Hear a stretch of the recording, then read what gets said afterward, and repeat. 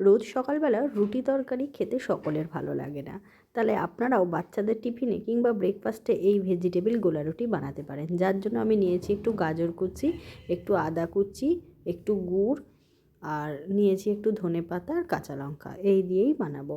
প্রথমে আমি নিয়ে নিচ্ছি অল্প পরিমাণ আটা। এটা চাইলে আপনারা ময়দা দিয়েও করতে পারেন, তবে অনেকে তো ময়দা খান না, তাই কিন্তু আমি তাদের কথা ভেবে আটা দিয়ে করলাম। এবার আমি যে উপকরণগুলো দেখালাম সেগুলো সব দিয়ে দিলাম।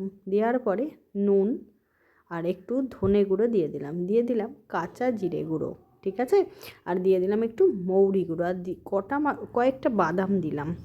এটা কিন্তু আপনি বাচ্চাদেরকে টিফিনেও দিতে পারেন। আর দিলাম অল্প পরিমাণ মধু যদি আপনাদের কাছে না থাকে না দিলেও হবে।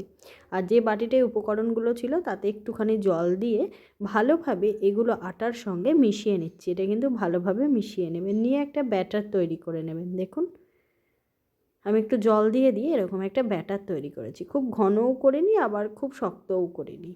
এবার আমি কড়াইতে অল্প পরিমাণ সাদা তেল দিয়ে দিচ্ছি, বেশি দিইনি কিন্তু, একদম অল্প পরিমাণ। এটা একটা খুন্তি দিয়ে পুরোটা মাখিয়ে নিলাম। নেওয়ার পরে একটু গরম হতেই আমি একটা হাতা দিয়ে এক হাতা করে তুলে এরকমভাবে রুটির আকারে শেপ দিয়ে নিচ্ছি। আপনাদের যেমন শেপ দিতে ইচ্ছা হয় তেমন দেবেন। দিয়ে আমি এটা ঢাকনা চাপা দিয়ে দিলাম। দেখবেন একটা পিঠ হালকা লাল লাল করে ভাজা হয়ে গেছে। এরপরে এটাকে আমি উল্টে দেবো।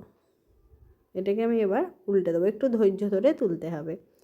আমার ভিডিও ভালো লাগলে লাইক শেয়ার করে একটু পাশে থাকবেন। আবার এরকমভাবে ঢাকা দিয়ে পরের পিঠটাকেও ভালোভাবে ভেজে নেবেন।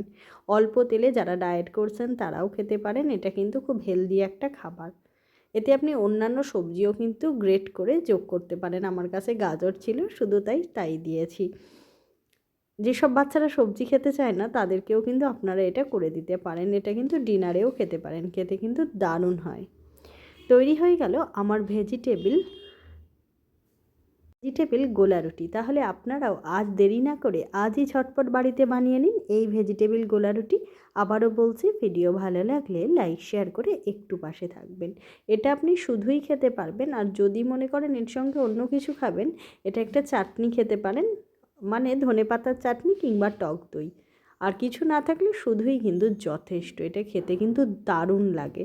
আমি আপনাদেরকে রিকোয়েস্ট করব আজই একবার বাড়িতে ট্রাই করুন। ভিডিও ভালো লাগলে লাইক শেয়ার করে দেবেন। জয় মা তারা।